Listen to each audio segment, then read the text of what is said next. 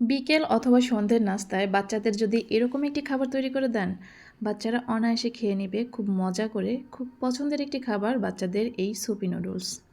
আসসালামু আলাইকুম everyone, welcome to cook with Afroza blog channel. আশা করছি সবাই ভালো আছেন। নিশ্চয়ই বুঝতে পারছেন আজকের রেসিপিতে কোন খাবারটা থাকছে। হ্যাঁ, সুপি নুডলস আমার বাচ্চাদের খুবই পছন্দের একটি খাবার। আমার বাচ্চাদের জন্য যদি এরকম একটি খাবার তৈরি করে দেই, ওরা খুবই মজা করে এই খাবারটি খেয়ে নেয়। কেমন হয়েছে আব্বু? মজা। তাহলে চলুন দেখে নেওয়া যাক কীভাবে এই সুপি নুডলস তৈরি করেছি। সুপি নুডলস তৈরি করার জন্য এখানে আমি নিয়েছি গাজর কুচি, পেঁয়াজ কলি কুচি, টমেটো কুচি, কাঁচামরিচ কুচি, পেঁয়াজ কুচি, আদা কুচি, রসুন কুচি এবং ধনিয়া পাতা কুচি। প্রথমে আমি এখানে একটি কড়াইতে পানি দিয়ে নিয়েছি 1 লিটারের মতো। তাতে দিয়ে দিলাম 1 কাপ পরিমাণ চিকেন। এখানে আমি ব্রয়লার মুরগির মাংস নিয়েছি, ছোট ছোট কিউব করে কেটে নিয়েছি। আর দিয়ে দিলাম পরিমাণ মতো লবণ। এখন একটি ঢাকনা দিয়ে ঢেকে মাংস সিদ্ধ হওয়া পর্যন্ত রান্না করে নেব। যেহেতু ব্রয়লার মুরগির মাংস আর এই মাংস সিদ্ধ হতে খুব বেশি সময় লাগে না, 5 থেকে 6 মিনিটের মধ্যেই সিদ্ধ হয়ে যাবে। মাংসগুলো সিদ্ধ হয়ে গেছে, আমি একটি ছাঁকনির সাহায্যে তুলে নিচ্ছি। আর যে পানিটা আছে এই পানি কিন্তু আমি ফেলে দেব না, আমি এই পানি দিয়েই স্যুপ তৈরি করে নেব।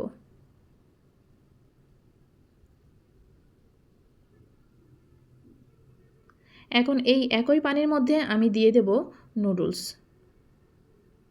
আমি এখানে 2 প্যাকেট নুডলস দেব।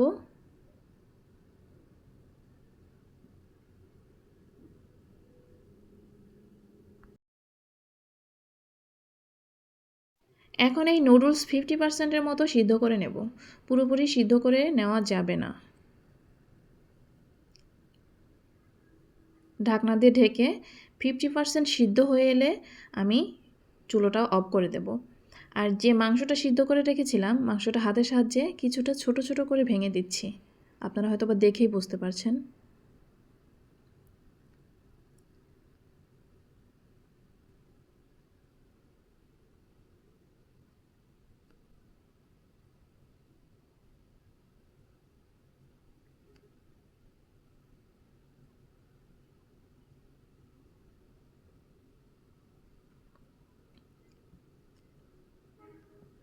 এদিকে আমার নুডলস 50%-এর মতো সিদ্ধ হয়ে গেছে।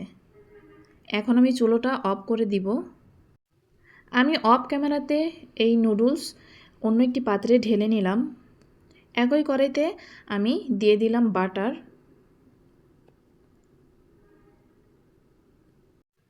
এখানে 2 টেবিল চামচের মতো বাটার দেওয়া হয়েছে।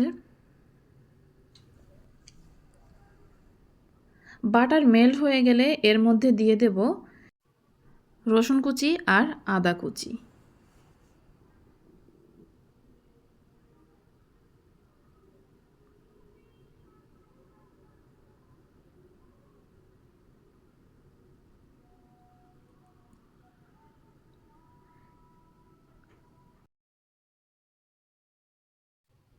রসুন কিছুটা লালচে কালার হয়ে আসলে এর মধ্যে দিয়ে দেব চিকেনগুলো। যে চিকেন সিদ্ধ করে তুলে রেখেছিলাম সেই চিকেন আমি হাতের সাহায্যে ছোট ছোট করে নিয়েছি, সেটাই আমি এখন দিয়ে 3-4 মিনিটের মতো ভেজে নেব।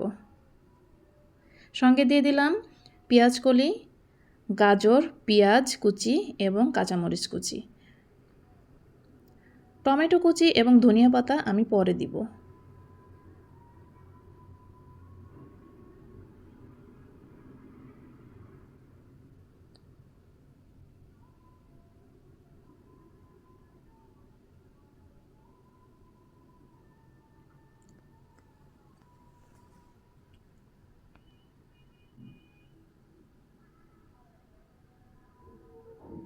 এখন দিয়ে দিলাম সয়া সস 1 টেবিল চামচের মতো। আর দিয়ে দিব 1 টেবিল চামচের মতো টমেটো সস।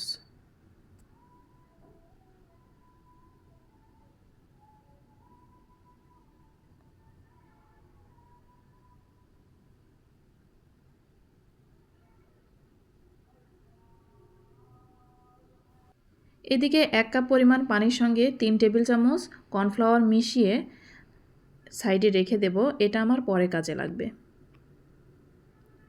এদিকে সবজি এবং মাংসগুলো ভাজা হয়ে গেছে। এখন আমি এর মধ্যে দিয়ে দেব সিদ্ধ করে রাখা নুডলস। পানি সহকারে দিয়ে দেব।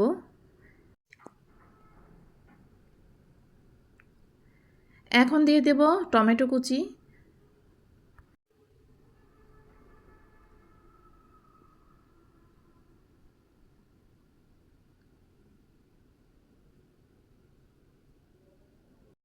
নুডলস যেহেতু 50% সিদ্ধ আগেই করে রেখেছি, এখন আমি খুব বেশি সময় রান্না করব না। যখন পানি এরকম ফুটতে শুরু করবে তখন আমি টমেটো কুচি দিয়ে সঙ্গে সঙ্গেই কর্নফ্লাওয়ার গুলানো পানিটা এর সঙ্গে দিয়ে মিক্সড করে নেব। কর্নফ্লাওয়ার দেওয়ার সঙ্গে সঙ্গে ভালো করে নাড়তে হবে যেন দলা পেকে না যায়। আর চুলোর আঁচ এই সময় কিন্তু অবশ্যই হাই হিটে থাকতে হবে।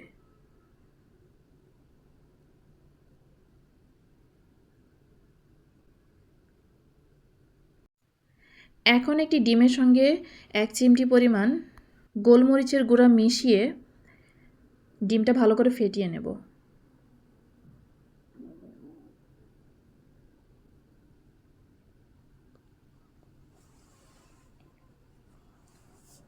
ডিমটা ভালো করে ফেটিয়ে ঠিক এভাবে এই স্যুপের মধ্যে দিয়ে দেব।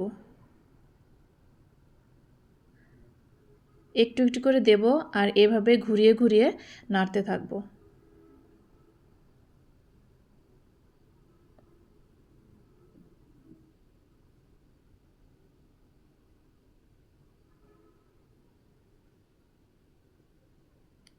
ব্যাস, এখন দিয়ে দিলাম ধনিয়া পাতা।